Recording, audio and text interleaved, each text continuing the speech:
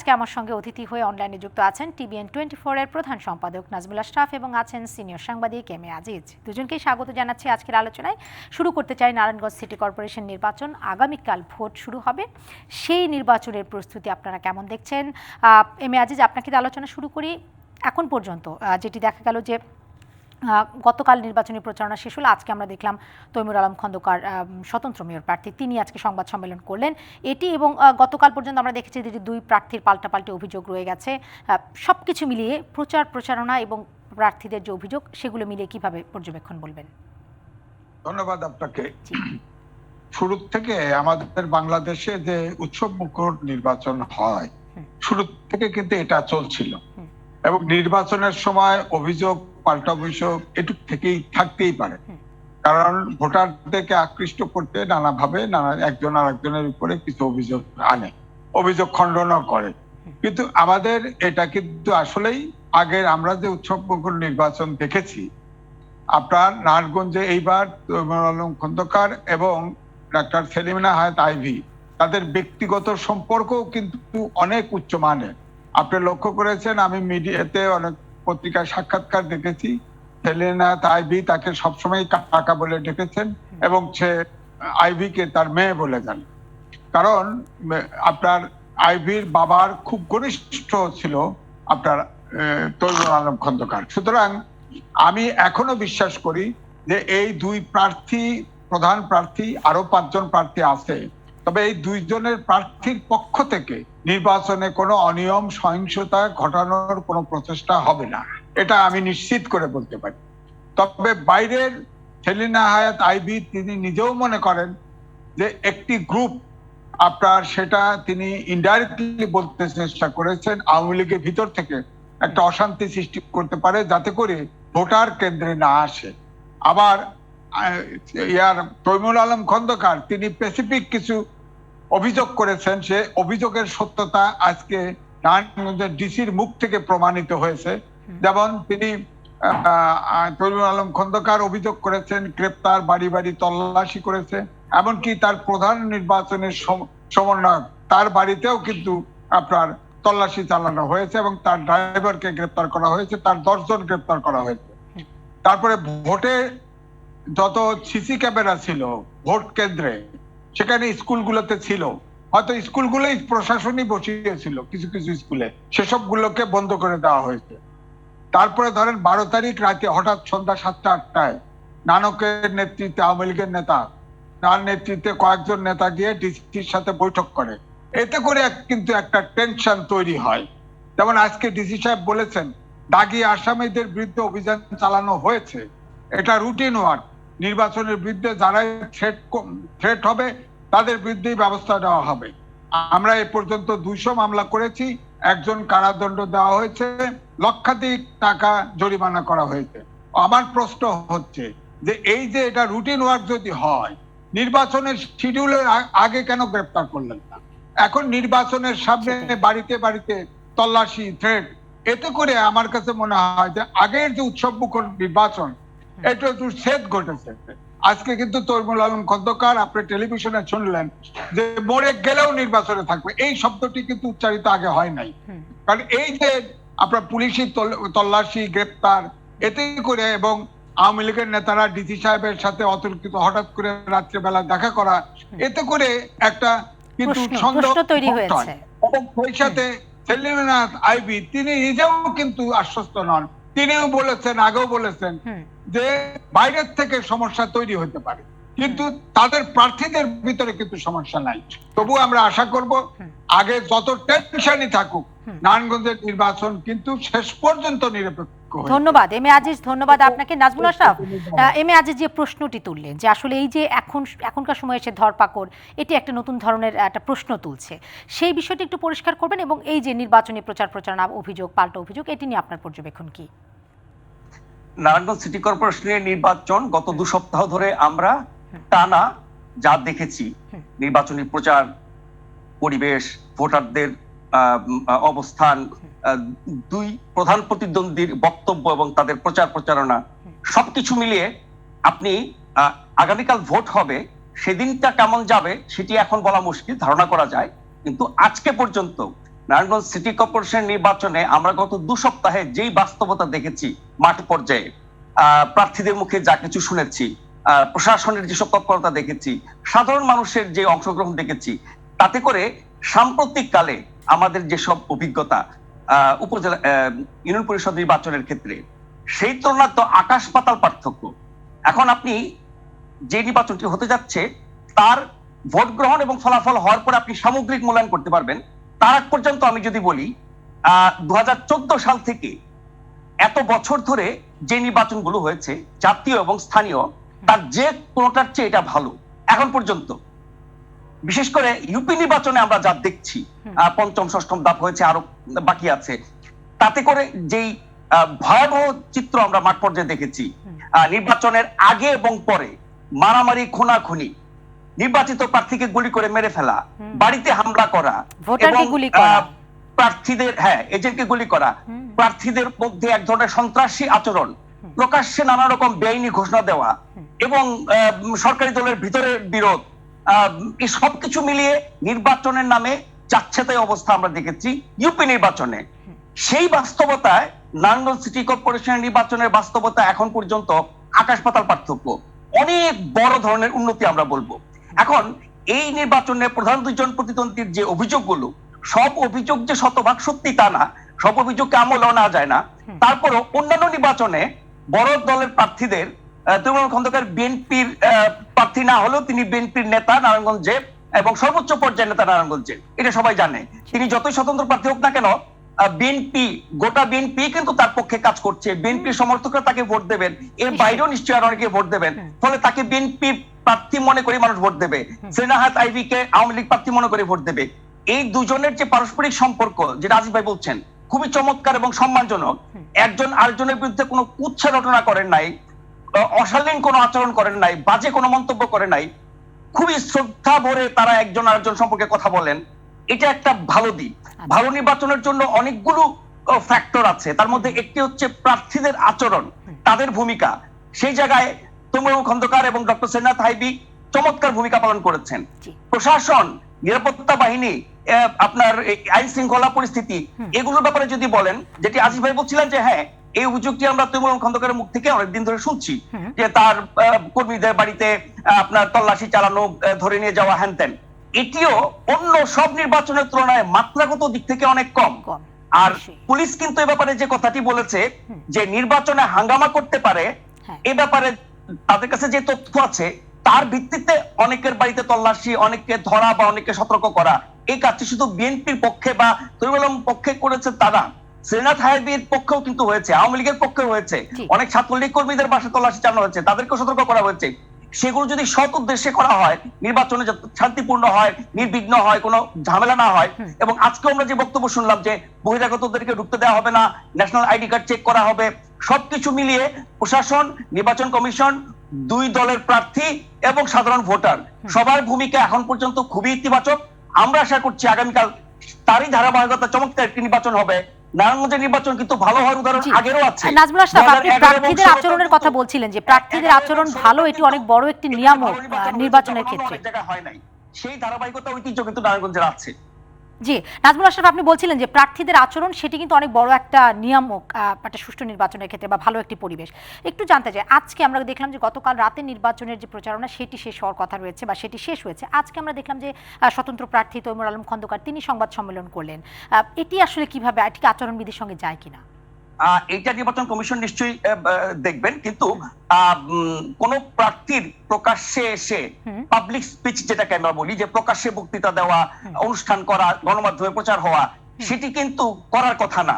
তিনি ভোট চান নাই, কিন্তু তিনি যা বলেছেন সেটা কিন্তু নির্বাচন সংক্রান্ত, ভোটারদের উপরে এর প্রভাব পড়তে পারে। সেক্ষেত্রে তার আজকে সংবাদ সম্মেলনটা আমার মনে হচ্ছে আচরণ বিধির পরিপন্থী। নিশ্চয়ই নির্বাচন কমিশন সেটি বিচার করবেন। আমরা কিন্তু আরেকজন যে প্রার্থী ডক্টর সেনাত হাইবি, তার কোনো বক্তব্য আমরা শুনি নাই। গতকালই দুজনের সমাপনী বক্তব্য ছিল, আজকে তৈমুর খন্দকারের এই বক্তব্য এবং তিনি যে মরে গেল মাঠে থাকবেন, এটা কেন বলেছেন এর পিছনে কি আমরা জানি না, কিন্তু এটুকু বুঝতে পারি এর আগে কিন্তু 2011 সালে তিনি খুবই ভালো প্রার্থী ছিলেন, সম্ভাবনা ছিল, তাকে কিন্তু শেষ মুহূর্তে দলের সিদ্ধান্তে বসে যেতে হয়েছে। এবার যেহেতু তিনি দলীয় প্রার্থী না, ফলে তাকে তো বসিয়ে দেওয়ার কোনো কারণ নাই। আর সরকারি দল বা প্রতিপক্ষ তো তাকে বসাতে পারবেন না। তার দল যদি তাকে না বসায়, তিনি যদি নিজে না বসেন, তাহলে ওনার এত কঠিন চ্যালেঞ্জ দেওয়ার ঘোষণা দেওয়ার কারণটা কি? যে মরে গেল তিনি সরে যাবেন না, তাহলে কি তাকে সরিয়ে দেওয়ার জন্য কোন পক্ষ কোন দিক থেকে তাকে কিছু বলছে কিনা সেটা তিনি ভালো বলতে পারবেন। তবে তার যে অবস্থান এবং তার যে দৃঢ়তা এবার আমরা দেখছি, তাতে করে তিনি শেষ পর্যন্ত নির্বাচনে থাকবেন এবং ভালো একটি প্রতিদ্বন্দ্বিতা হবে, সেটি আমরা আশা করছি। জি, সেটি তো পরিষ্কার যে তিনি এখন পর্যন্ত অন্তত নির্বাচনে তিনি আছেন। এখন আগামীকাল আসলে দেখার অপেক্ষা যে কতক্ষণ পর্যন্ত তারা থাকেন নির্বাচনে। তার আগে যে বিষয়টি আপনি বলছিলেন নাজমুল আশরাফ, যে তেমন পরিস্থিতি হয়েছে কিনা যে তাকে বলতে হলো যে মৃত্যু পর্যন্ত থাকবেন, মাঠে থাকবেন, এরকম বিষয়টি এম এ আজিজের কাছ থেকে খুব সংক্ষেপে বিষয়টি শুনতে চাই। এম এ আজিজ, আপনার পর্যবেক্ষণ কি বলে? তেমন পরিস্থিতি কি সেখানে হয়েছে? গতকাল পর্যন্ত আমরা এরকম কোনো পরিস্থিতি দেখিনি, কারো মুখে কিছু শুনি দুঃখিত নাই। নাজমুল আশরাফ, দুঃখিত, আমরা একটু এম এ আজিজের কাছ থেকে শুনে নেই। না, আমার কাছে মনে হয়েছে তৈমুর আলম খন্দকারের আগে এই কথা বলার আগে পরে কথা আছে। আচ্ছা, অর্থাৎ তিনি তার কর্মীদের নেতাদেরকে বাড়িতে বাড়িতে তল্লাশি করছেন না এবং গ্রেপ্তার করছেন, এই প্রসঙ্গে তিনি এসে বলছেন যে আমি মৃত্যুপর হলেও নির্বাচনে থাকবো। কাউকে তাকে প্রত্যাহার করার জন্য প্রেসার দিছে এরকম কোনো ইঙ্গিত আমি লক্ষ্য করি না। অর্থাৎ আমি যে কথাটা বলছিলাম যে গত কয়েকদিন এই শুরু থেকে সব আসলেই প্রকৃতপক্ষে উৎসবমুখর ভাবে এই নির্বাচনটা কিন্তু তারা করছিল এবং ক্যান্ডিডেটের পক্ষ থেকে কোনো অবস্থাতেই, দুই ক্যান্ডিডেটের পক্ষ থেকে কোন রকম এই নির্বাচনে বিশৃঙ্খলা হোক তারা চাচ্ছে না এবং তারা দুজনই ডাউট করছে। তৈমুর আলম খন্দকার ভাবছে যে সরকারি পক্ষ থেকে সমস্যা তৈরি করা হবে, আর সেলিনা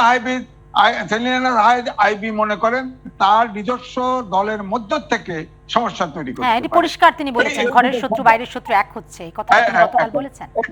এইটাই, তবু আমি মনে করব যে আসলে গোপনে শত্রুতা করা কিন্তু কঠিন ঘটে। তা আমি মনে করব যে এখন প্রশাসন, কালকে নির্বাচন হবে, আমার বক্তব্য হচ্ছে প্রশাসনের দায়িত্ব অন্তত পক্ষে আপনার স্বতন্ত্র প্রার্থী তার এবং আমি বলবো যে নৌকার প্রার্থী সবারই এজেন্ট এবং সবাই যাতে পায়, নিরাপত্তা পায়, সেই ব্যবস্থা করবে। তাহলে না এসপি সাহেবকে বলবো যে আজকে যেমন বলতেছেন ডিসি সাহেব, কালকের অবস্থা বুঝলে বুঝবো যে এটা কি পলিটিক্যালি মোটিভেটেড কথা বললেন না নিরপেক্ষ। আমরা নিরপেক্ষ নির্বাচন চাই, নিশ্চয়ই সেই প্রত্যাশা আসলে সকলের। এম এ আজিজ, ধন্যবাদ। একটা বিরতি নেই, বিরতির সময় হয়ে গেছে, বিরতির পর ফিরে আমরা নারায়ণগঞ্জ নিয়ে কথা বলছিলাম। এর বাইরেও কালকে 5টি পৌরসভায় নির্বাচন আছে, টাঙ্গাইল 7 আসন নিয়ে নির্বাচন আছে, সেটি নিয়ে আপনাদের পর্যবেক্ষণ জানবো বিরতি থেকে ফিরে। বিরতির পরে আবারও স্বাগত জানাচ্ছি লিটল টাটা নিবেদিত সংবাদ সম্প্রসারণের সাথে যুক্ত আছেন টিভিএন 24 এর প্রধান সম্পাদক নাজমুল আশরাফ এবং আছেন সিনিয়র সাংবাদিক এম এ আজিজ। দুজনকে আবারও স্বাগত জানাচ্ছি আজকের আলোচনায়।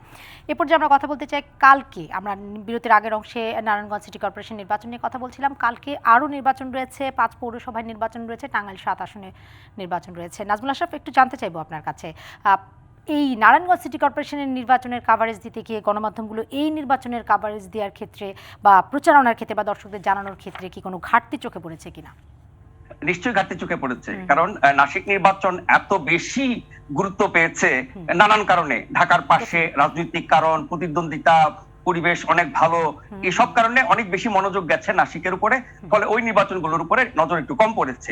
কিন্তু গত 8 বছর ধরে আমাদের জাতীয় এবং স্থানীয় নির্বাচন নিয়ে যেসব প্রশ্ন উঠেছে এবং বিশেষ করে স্থানীয় নির্বাচনের যে করুণ চিত্র আমরা দেখেছি, তাতে করে অনেকে বলছেন যে বাংলাদেশের নির্বাচনী ব্যবস্থাই ভেঙে পড়েছে, এখানে নির্বাচন বলতে আর কিছু নাই। সেই বাস্তবতায় নাসিক একটা নতুন স্ট্যান্ডার্ড বা একটা মান তৈরি করেছে। আগামীকালের নির্বাচনগুলো সেই মানের হবে বলে আমি মনে করি না, কারণ একটি জাতীয় নির্বাচন আছে, উপনির্বাচন জাতীয় সংসদের, সেখানে বিএনপির প্রার্থী নাই, সেটি একতরফা হওয়ার কথা। আর যেসব উপজেলা নির্বাচনের কথা আপনি বলছেন, সেগুলো স্থানীয় নির্বাচনের যে ধারা আমরা দেখেছি গত 5-7 বছরে, সেইভাবেই হবে। এখন বলতে পারেন নারায়ণগঞ্জ সিটি কর্পোরেশন নির্বাচন যদি একটা মান উন্নীত হয়, তাহলে তার প্রভাব কেন বাকিগুলোতে পড়বে না? এটা পড়তো যদি নারায়ণগঞ্জের যে বাস্তবতা গুলো আছে সেগুলো যদি অন্যান্য জায়গায় থাকতো। আবার অনেকে মনে করেন নারায়ণগঞ্জ সিটি কর্পোরেশন নির্বাচন ভালো হওয়ার পেছনে তো অনেকেরই ভূমিকা আছে, সরকারের ভূমিকা, নির্বাচন কমিশনের ভূমিকা, স্থানীয় প্রশাসনের ভূমিকা, প্রার্থীদের ভূমিকা এবং ভোটারদের ভূমিকা, সবকিছু মিলে যদি বলি যে নারায়ণগঞ্জের একটা ধারাবাহিকতা আছে, ঐতিহ্য আছে, তার জন্য এটা ভালো হয়েছে। তাছাড়া নির্বাচন নিয়ে কিন্তু অনেক প্রশ্ন যেমন আছে, এই মুহূর্তে নির্বাচন কমিশন, সরকার বা বাংলাদেশ একরকম চাপে আছে, দেশে এবং বিদেশি নানান রকমের। সেই বাস্তবতায় যেহেতু 2 বছর পরে আরেকটি জাতীয় নির্বাচন হতে যাচ্ছে, সেই বাস্তবতায় কিছুটা ভালো নির্বাচন করতে পারার একটা উদাহরণ রাখতে চাই নিশ্চয়ই সরকার, নির্বাচন কমিশন, প্রশাসন সবাই। সেই বিবেচনা করলে পরে আগামীকাল নির্বাচনগুলো ভালো হওয়ার কথা, কিন্তু সেগুলো যেহেতু প্রতিদ্বন্দ্বিতামূলক হবে না, বিএনপির প্রার্থী নাই, সেক্ষেত্রে একতরফা হবে। কিন্তু একতরফা হলেও সেখানে যাতে অনিয়মগুলো না হয়, সহিংসতা না হয়, খুনাখুনি না হয়, সেটা আমরা আশা করব। তবে বাকি নির্বাচনগুলোর ব্যাপারে আমি নারায়ণগঞ্জের মতো এতটা আশাবাদী হতে পারছি না। ধন্যবাদ নাজমুল আশরাফ।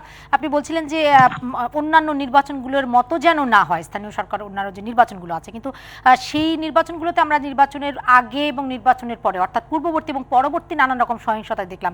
এবারের নির্বাচনে আমরা নির্বাচন পূর্ববর্তী অর্থাৎ কালকের যে উপনির্বাচনগুলো আছে সেগুলোতে কোনো রকম সহিংসতা চোখে পড়েছে কিনা, এম এ আজিজ আপনার কাছ থেকে আপনার পর্যবেক্ষণ শুনে নিতে চাইবো। হ্যাঁ, নাজমুল আশরাফ সাহেব যা বলেছেন তার সাথে একমত, ওইটাই বক্তব্য। এখন আপনি বললেন যে সহিংসতা চোখে পড়েছে কিনা, আপনারা মিডিয়া নিউজ করলে না চোখে পড়বে, আপনারা তো নিউজ করেন নাই, চোখে পড়ে নাই। তবে সম্ভাবনা কম। এবারে ওই নির্বাচনগুলো জাতীয় পর্যায়ে গুরুত্ব পায় নাই। নির্বাচন, নারায়ণগঞ্জের সিটি কর্পোরেশন নির্বাচন নানাভাবে, এটা বহুত ব্যাখ্যা আছে, নানাভাবে জাতীয় সংঘ, বিশেষ করে আমি বলবো যে বিএনপির তৈমুর আলম খন্দকার, তিনি বিএনপির নেতা পদবি কেড়ে নিলেও আমার মনে হয় বিএনপি এখানে ভিতরে ভিতরে সক্রিয় আছে। এখানে আওয়ামী লীগ বিএনপি দুইটা দলই, আওয়ামী লীগ তো পুরোপুরি সক্রিয় এবং ঘোষণা দেওয়া সক্রিয়। সুতরাং নির্বাচনটা এটাই দেখার বিষয়। আর ওটা যেহেতু স্থানীয় সরকার নির্বাচন, ওটা আগে যা হয়েছে আগে এখনো তাই হবে, প্রতিদ্বন্দ্বী নাই, বিরোধী দল নাই, যা হবার তাই হবে, এই নিয়ে কারো মাথা ব্যথা নাই। আমার মনে হয় যে ওই নির্বাচনটা এই জন্যই গুরুত্ব পায় নাই। এবং ওই নির্বাচনে তবুও আমরা আশা করবো ওইটাই, যে নির্বাচন সামনে, জাতীয় নির্বাচন আছে, সরকার যাতে এখন এই বিশেষ করে নারায়ণগঞ্জ নির্বাচন থেকে যে কয়েকটি নির্বাচন হয়, এই নির্বাচন কেন যেন নিরপেক্ষ হয়, এটা কিন্তু জাতির জন্য খুবই প্রয়োজন। আর না হলে তিনবারের বার তিনটে পার্লামেন্ট নির্বাচন একরকম হওয়া কঠিন, এটা সরকারকে মাথায় রাখতে হবে। এটাই বক্তব্য। জি, এবার একটু করোনা প্রসঙ্গ নিয়ে কথা বলতে চাই। সেই আজকের পর্যন্ত যে অবস্থা অর্থাৎ বিধিনিষেধ আরোপ করা হয়েছে, তার মধ্যে আমরা এই নারায়ণগঞ্জ নির্বাচন নিশ্চয়ই, যেটি বলছিলাম যে নারায়ণগঞ্জ নির্বাচনকে কাভারেজ দিতে গিয়ে এই উপনির্বাচন যে হচ্ছে সেই উপনির্বাচনগুলোতে এবং টাঙ্গাইল ৭ আসনের নির্বাচন সেই জায়গাগুলোতে কাভারেজ দেওয়া হয়নি। সেখানেও নিশ্চয়ই এরকম নির্বাচনী যে প্রচারণা, সেই প্রচারণাগুলোতে করোনা সংক্রমণের ঝুঁকি সেটি বেড়েছে। নাজমুল আশরাফ, একটু জানতে চাইবো যে আপনাদের পর্যবেক্ষণ কি, বা এখন পর্যন্ত যখন বিধিনিষেধ সরকারের পক্ষ থেকে দেওয়া হয়েছে সেই বিধিনিষেধের আওতায় এই নির্বাচনী প্রচারণা, আমরা যদি বাণিজ্য মেলার কথা ধরি, বাণিজ্য মেলা এই সব বিষয়গুলো এর আওতায় পড়ছে না, এটি নিয়ে গত কয়েকদিন ধরে বিভিন্ন গণমাধ্যমের টকশোগুলোতে আমরা দেখছি, পত্রিকার লেখাগুলোতে আমরা দেখছি, তারপরে কি কারো কোনো টনক নড়ছে বলে আপনার মনে হয়? না, টনক নড়ছে না। আমরা কিন্তু এই করোনা মহামারীর প্রথম ধাপ, দ্বিতীয় ধাপে সারা বিশ্বে যখন ব্যাপক হারে মানুষ মারা গেছে, অসুস্থ হয়েছে এবং নানান রকমের বিধিনিষেধ দেওয়া হয়েছে, লকডাউন দেওয়া হয়েছে, স্বাস্থ্যবিধি মানতে বাধ্য করা হয়েছে, প্রতিষ্ঠান বন্ধ করে দেওয়া হয়েছে, সবকিছু করার পরও কিন্তু বাংলাদেশে সেভাবে করা হয় নাই। একটা পর্যায়ে গিয়ে সরকার করেছে, তখন কিন্তু স্বাস্থ্য বিশেষজ্ঞ থেকে শুরু করে সবাই বলেছে যে এর পরিণতি খুব খারাপ হবে এবং ওই অবস্থার মধ্যে আমরা চলেছি। কিন্তু অন্য অনেক দেশের তুলনায় বাংলাদেশে প্রাণহানি বা আপনার কি বলে আক্রান্ত হওয়ার অবস্থাটা অনেক ভালো ছিল। সেটা থেকে এক ধরনের আত্মবিশ্বাস মানুষের তৈরি হয়েছে, সরকারের তৈরি হয়েছে। ফলে এখন যে আপনার ওমিক্রনের কারণে যে আরেকটা ধাক্কা এসেছে, যার কারণে আপনার পশ্চিমা বিশ্বে, ইউরোপ, আমেরিকা সব জায়গায় এখন আস্তে আস্তে একেবারে প্রথম ধাপের ব্যবস্থাগুলো নেওয়া শুরু করেছে। সেই জায়গায় আমরা একটু দেরিতে হলেও সরকার 11 দফা নির্দেশনা দিয়েছে। আপনার গণপরিবহনের ক্ষেত্রে, স্কুল কলেজ চলাফেরা সবকিছুর ব্যাপারে অনেক কিছু বলা হচ্ছে, সেগুলো কিন্তু মাঠ পর্যায়ে তেমন বাস্তবতা নাই, বাস্তবায়ন নাই। আমরা কিন্তু মাস্ক পরা ছাড়া আর তেমন কিছু দেখছি না। ফলে আগের দুবারের মতো, আগের 2 দফার মতো আমরা একই অবস্থায় আছি। কতটা সরকার বাধ্য করতে পারে, করা উচিত, মানুষ যদি সচেতন না হয়, সহযোগিতা না করে, তাহলে সেগুলো কিভাবে বাস্তবায়ন হবে সেই প্রশ্ন থাকার পর আমি বলছি, প্রথম এবং দ্বিতীয় ধাপে যেহেতু আমরা উতরে গেছি, সেই আত্মবিশ্বাস থেকে এবারও আমরা সেভাবেই চলছি। এবারে আত্মবিশ্বাসের সাথে আরো যুক্ত হয়েছে দুটো জিনিস। আগের বারের আত্মবিশ্বাস তৈরি হওয়ার যে অভিজ্ঞতা, এটা। দ্বিতীয় কথা হচ্ছে যে যত রকমের আশঙ্কা, ভয়ের কথা বলা হয়েছিল সেরকমটা ঘটে নাই, সেটা একটা বাস্তবতা আমাদের সামনে আছে। আর আগের 2 বারে তো টিকা নেওয়ার ব্যাপার ছিল না, এবার তো অনেক মানুষ টিকা নিয়েছে, কেউ আপনার 1 দফা, কেউ 2 দফা, বুস্টার শুরু হয়ে গেছে। ফলে এতে করে আমাদের মধ্যে একরকমের আত্মবিশ্বাস তৈরি হয়েছে যে আমরা কম সংক্রমিত হলেও মারা যাব না। আর শেষ কথা হচ্ছে ওমিক্রন খুব দ্রুত বিস্তার করে। আফ্রিকাতে যখন এটা প্রথম শনাক্ত হয় 1 মাসের মধ্যে তারা পিকে গেছে, কোন কোন দেশে 3 সপ্তাহেও পিকে গেছে।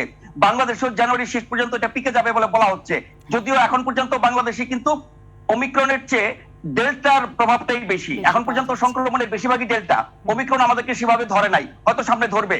এটা দ্রুত বিস্তার ঘটায়, কিন্তু বিশেষজ্ঞরা যেটি বলছেন, আন্তর্জাতিক বিশেষজ্ঞরা, সেটি হচ্ছে দ্রুত সংক্রমিত হয়, দ্রুত বিস্তার হয়, কিন্তু মৃত্যুর হার কিন্তু অনেক কম। সেই তথ্যটা আমাদের সামনে আছে। সবকিছু মিলিয়ে আমার ধারণা এবার আমরা হয়তো বিধিনিষেধ এগুলো খুব বেশি মানবো না, সরকার মানাতেও পারবে না, আমরা হয়তো এইভাবে চলতে থাকবো। তারপর কিন্তু আশঙ্কা থেকে যায় আমাদের সংক্রমিত হওয়ার এবং মৃত্যুর তো বটেই।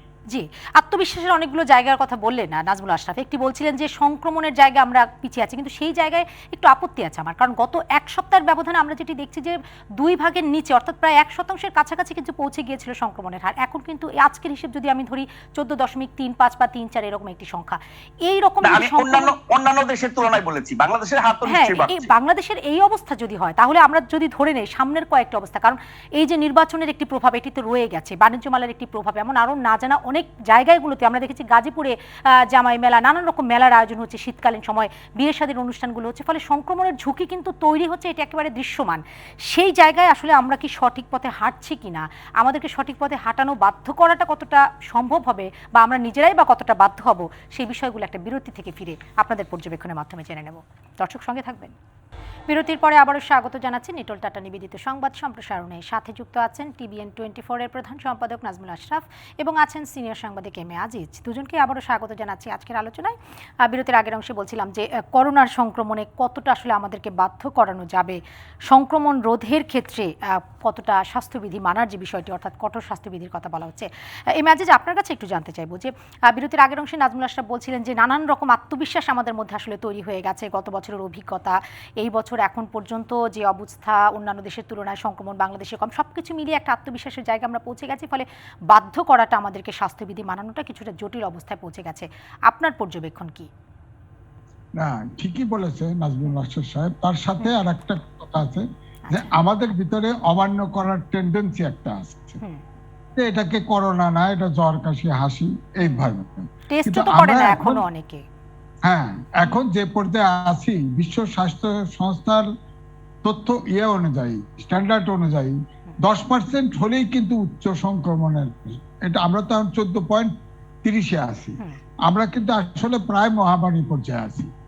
এখন সরকার কিন্তু যে প্রথম থেকে, বিশেষ করে ওমিক্রনের যে কথাটা উঠছে, তখন থেকে যে স্টেপগুলো নিয়েছে, এগুলো কিন্তু যথাযথভাবেই নিয়েছে। কিন্তু করোনা যখন আসে তখন কিন্তু উদাসীন ছিল, সরকার এটাকে পাত্তাও দেয়নি। এবারে পাত্তা দিয়েছে, তবে কথাগুলি ছাড়ছে কিন্তু ইথারের মধ্যে, প্রয়োগে নাই। এই যে ধরেন 11টা স্বাস্থ্যবিধি যে জারি করলো, এটা বাস্তবায়ন কি করে হবে? সব কিছু খোলা আছে, শুধুমাত্র আপনার এখন কিচ্ছু বন্ধ নাই, নির্বাচন হচ্ছে। দেখেন, এই করোনার শুরুটা, মহামারী শুরু হয় দ্বিতীয় ওয়েভে নারায়ণগঞ্জ থেকে। নারায়ণগঞ্জ ছিল সবচেয়ে হটস্পট। এবারেও কিন্তু সেই নারায়ণগঞ্জে আপনি দেখলেন কিভাবে আপনার প্রচারণাটা হলো।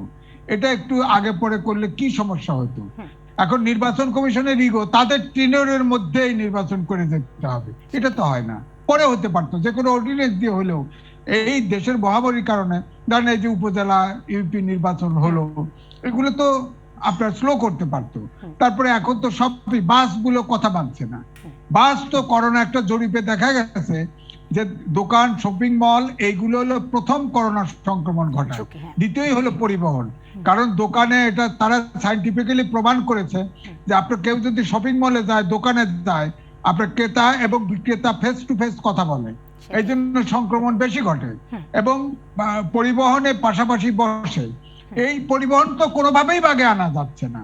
সরকার বারবার এদের কাছে, এটা একটা মাফিয়া চক্র সর্বদলীয়, এদেরকে কোনোভাবেই কন্টেইন করতে পারছে না। এই সরকার চেষ্টা করেছে, সব সরকারই, আপনি দেখেন এই মাফিয়া চক্রের সব দল আছে। আপনার যে দল যখন যে সরকার আসবে, ওই সরকারের ওই অংশকে সামনে নেতৃত্ব দিয়ে দেয়। বিএনপিরা বলে তাই করেছে।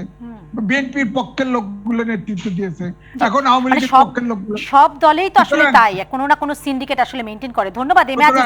সুতরাং নাজমুল আশরাফের কাছ থেকে খুব সংক্ষেপে শুনে নিব, একেবারে 30 সেকেন্ডের মধ্যে। লকডাউনের কথা বলা হচ্ছে বিভিন্ন মহল থেকে, গতবারের অভিজ্ঞতা থেকে কি মনে হয় লকডাউন দিলে আসলে কি খুব বেশি কাজ হবে? লকডাউন কতটা প্রয়োগ হবে সেটা নিয়ে প্রশ্ন আছে। আগের বারও আমরা দেখেছি তেমন একটা হয় নাই। সরকার বলছে যে সবকিছু মেনে চলে লকডাউনের দরকার হবে না। আমরা সেটাই। কিন্তু ইউরোপ আমেরিকাতে একই কথা শুনছি যে সব বিধি মেনে চলে লকডাউন দিতে হবে না এবং লকডাউন দেওয়া হবে না, স্কুল কলেজ সব খোলা থাকবে। তারপরে কিন্তু পরিস্থিতির কারণে তারা বাধ্য হচ্ছে, ফলে আমরাও বাধ্য হব হয়তো, কিন্তু বাধ্য যাতে না হতে হয় সেই কারণে সরকারের নির্দেশনাগুলো ঠিক মতো পালন করা উচিত। নাগরিকের দিক থেকে আমাদের জীবনের বাঁচানোর দিক স্বার্থে সেটি যদি না করে তাহলে সরকার কঠোর হবে, কিন্তু সরকার কঠোর হয়ে পারবে না, কারণ বিভিন্ন খাতের উপরে সেই নিয়ন্ত্রণগুলো নাই। আর গত 2 দফার বাস্তবতা আমরা যা দেখেছি তাতে করে সরকার চাইলেও খুব বেশি কঠোর হতে পারবে না। আমরা না মানলে সরকার কি করবে? গণহারে তো মানুষকে ধরে নিয়ে বেঁধে রাখতে পারবে না, ফলে ওই জায়গাটাতে কিন্তু আশঙ্কা রয়ে গেছে আমাদের। নিশ্চয়ই, অনেক ধন্যবাদ নাজমুল আশরাফ, আপনাকে ধন্যবাদ জানাচ্ছি এম এ আজিজ আপনাকে আমাদের আয়োজনে সময় দিয়ে আপনাদের পর্যবেক্ষণ তুলে ধরার জন্য। দর্শক ধন্যবাদ জানাচ্ছি আপনাদেরকেও এতক্ষণ সঙ্গে থাকার জন্য।